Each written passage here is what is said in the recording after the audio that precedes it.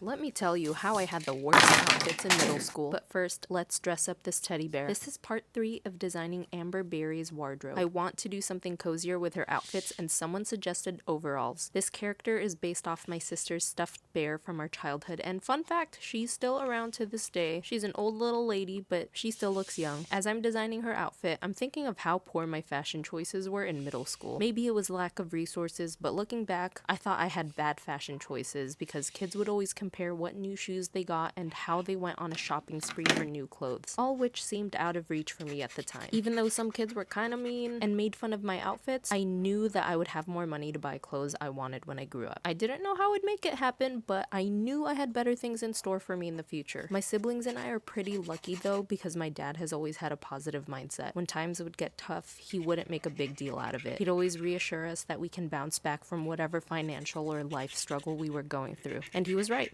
Still right to this day. What's funny is that he's actually a huge jokester to a point that if things get too serious, he'd use a little too much comedic relief. That's definitely where I get it from. But he's good at comforting us, just like Amber Beary. It turns out that I didn't have poor fashion choices, it just wasn't part of the trend back then. And look, I'm doing just fine. And here she is. What other outfits should she try out?